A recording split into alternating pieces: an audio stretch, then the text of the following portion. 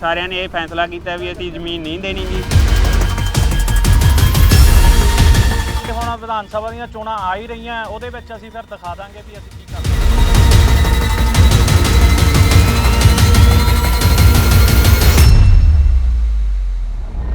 ਇੱਕ ਪਾਸੇ ਪਿਛਲੇ 4 ਮਹੀਨੇ ਤੋਂ ਦਿੱਲੀ ਦੀਆਂ ਬਰੂਹਾਂ ਤੇ ਕਿਸਾਨ ਅੰਦੋਲਨ ਤੇ ਬੈਠੇ ਹੋਏ ਨੇ ਤੇ ਪੰਜਾਬ ਦੀ ਗੱਲ ਕਰੀਏ ਤਾਂ ਫਿਰ ਇੱਥੇ ਕਿਸਾਨਾਂ ਦੇ ਅੰਦੋਲਨ ਨੂੰ 4 ਮਹੀਨੇ ਤੋਂ ਵੀ ਵੱਧ ਦਾ ਸਮਾਂ ਹੋ ਚੁੱਕਿਆ ਹੈ। ਇਸ ਵਿਚਾਲੇ ਹੁਣ ਕਿਸਾਨਾਂ ਦੀਆਂ ਜ਼ਮੀਨਾਂ ਖੋਹਣ ਦੀਆਂ ਤਿਆਰੀਆਂ ਵੀ ਸ਼ੁਰੂ ਹੋ ਚੁੱਕੀਆਂ ਹਨ।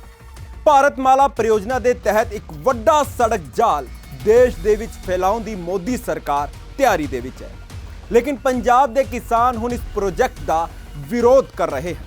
ਕਿਸਾਨਾਂ ਦਾ ਕਹਿਣਾ ਹੈ ਕਿ ਉਹ ਹੁਣ ਕਿਸੇ ਵੀ ਕੀਮਤ ਦੇ ਵਿੱਚ ਆਪਣੀ ਜ਼ਮੀਨ ਸਰਕਾਰ ਨੂੰ ਨਹੀਂ ਦੇਣਗੇ।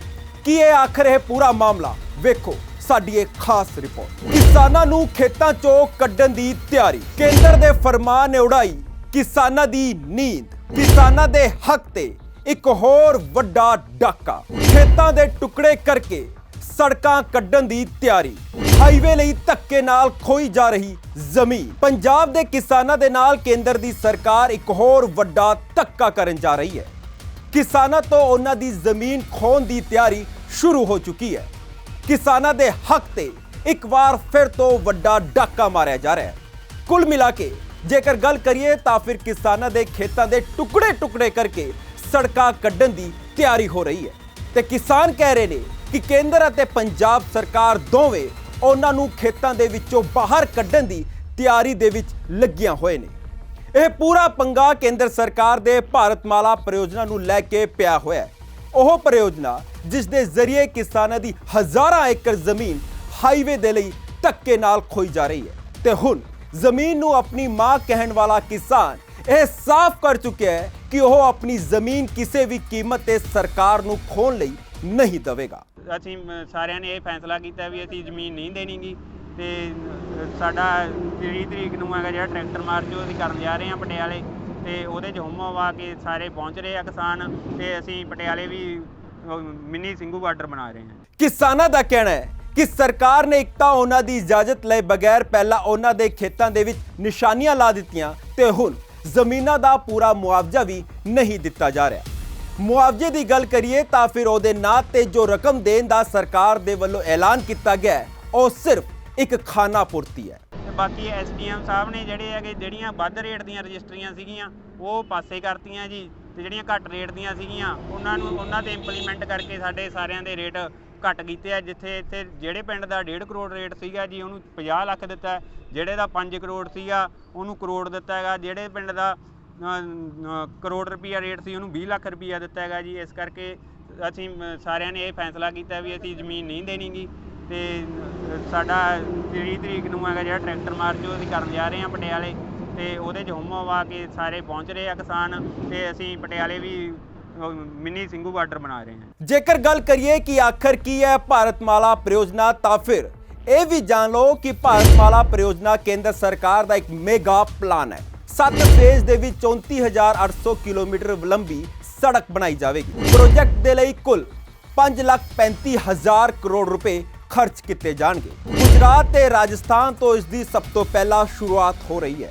ਦੂਜੇ ਫੇਜ਼ ਦੇ ਵਿੱਚ ਪੰਜਾਬ, ਜੰਮੂ ਕਸ਼ਮੀਰ, ਹਿਮਾਚਲ ਪ੍ਰਦੇਸ਼ ਤੇ ਫਿਰ ਉੱਤਰਾਖੰਡ ਦੀ ਬਾਰੀ ਹੈ। परियोजना ਦੇ ਤਹਿਤ 44 ਨਵੇਂ ਆਰਥਿਕ ਕੋਰੀਡੋਰ ਵੀ ਬਣਾਏ ਜਾਣਗੇ। ਪੰਜਾਬ ਵਿੱਚ ਜੇਕਰ ਗੱਲ ਕਰੀਏ ਤਾਂ ਫਿਰ ਭਾਰਤਮਾਲਾ परियोजना ਦੇ ਜ਼ਰੀਏ 13 ਸੜਕੀ ਪ੍ਰੋਜੈਕਟ ਰਾਹੀਂ 436.48 ਕਿਲੋਮੀਟਰ ਲੰਬਾ ਹਿੱਸਾ ਬਣੇਗਾ, ਜਿਸ ਦੇ ਲਈ 1,737.20 ਕਰੋੜ ਰੁਪਏ ਦੀ ਲਾਗਤ ਆਵੇਗੀ।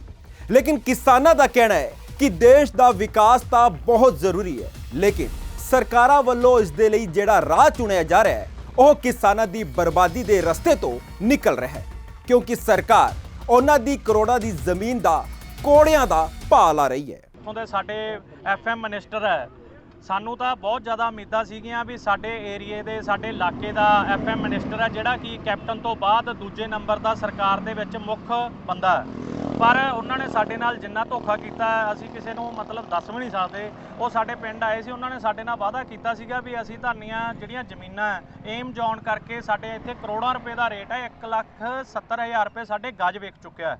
ਤੇ ਇਹ ਸਾਡੀਆਂ ਜ਼ਮੀਨਾਂ 62 ਲੱਖ ਰੁਪਇਆ ਕਿੱਲੇ ਦੇ ਵਿੱਚ ਸਾਰੇ ਭੱਤੇ ਪਾ ਕੇ ਕੌੜੀਆਂ ਦੇ ਭਾਅ ਖਰੀਦ ਰਹੇ ਆ।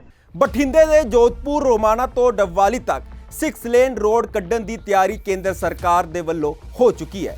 ਇਸ ਦੇ ਨਾਲ ਲੁਧਿਆਣਾ ਵਾਇਆ ਜੋਧਾ ਤੱਕ ਹਾਈਵੇ ਵੀ ਕੱਢਿਆ ਜਾਵੇਗਾ। ਕਿਸਾਨਾਂ ਦਾ ਆਰੋਪ ਹੈ ਕਿ ਕਿਸਾਨਾਂ ਦੀ ਜ਼ਮੀਨ ਦੇ ਟੁਕੜੇ ਹੋ ਜਾਣਗੇ। ਵਾਹੀ ਲੋਕ ਜ਼ਮੀਨ ਦੇਣ ਕਾਰਨ ਕਿਸਾਨਾਂ ਦਾ ਰੋਜ਼ਗਾਰ ਵੀ ਖਤਮ ਹੋ ਜਾਵੇਗਾ। ਮਿੱਟੀ ਵਾਲੇ ਪੁਲ ਦੀ ਕ੍ਰੋਸਿੰਗ ਬਣਨ ਦੇ ਨਾਲ ਜ਼ਮੀਨ ਦੇ ਰੇਟ ਘਟ ਜਾਣਗੇ। ਕੋਈ ਪੱਕੀ ਕ੍ਰੋਸਿੰਗ ਨਹੀਂ ਹੋਵੇਗੀ ਤੇ ਖੇਤਾਂ ਦੇ ਵਿੱਚ ਜਾਣ ਵਾਲਾ ਰਾਹ ਵੀ ਬੰਦ ਹੋ ਜਾਵੇਗਾ। ਪੈਟਰੋਲ ਪੰਪ, ਢਾਬੇ ਸਾਰੇ ਖੇਤੀਬਾੜੀ ਜ਼ਮੀਨ ਦੇ ਵਿੱਚ ਸਰਕਾਰ ਦੇ ਵੱਲੋਂ ਪਾ ਦਿੱਤੇ ਗਏ ਨੇ। ਸੜਕ ਕਿਨਾਰੇ ਲੱਗੇ ਦਰਖਤਾਂ ਨੂੰ ਲਗਾਤਾਰ ਕੱਟਿਆ ਜਾ ਰਿਹਾ ਹੈ, ਜਿਸ ਦੇ ਕਾਰਨ ਵਾਤਾਵਰਣ ਨੂੰ ਵੀ ਇੱਕ ਵੱਡਾ ਨੁਕਸਾਨ ਪਹੁੰਚ ਰਿਹਾ ਹੈ। ਜਿੱਥੇ ਕਿਸਾਨ ਇਸ ਪ੍ਰਯੋਜਨਾ ਦੇ ਨੁਕਸਾਨ ਗਿਣਾ ਰਹੇ ਨੇ, ਤਾਂ ਜੇਕਰ ਗੱਲ ਕਰੀਏ ਸਰਕਾਰ ਦੀ, ਤਾਂ ਫਿਰ ਉਹ ਭਾਰਤਮਾਲਾ ਪ੍ਰਯੋਜਨਾ ਦੇ ਫਾਇਦੇ ਗਿਣਾ ਰਹੀ ਹੈ।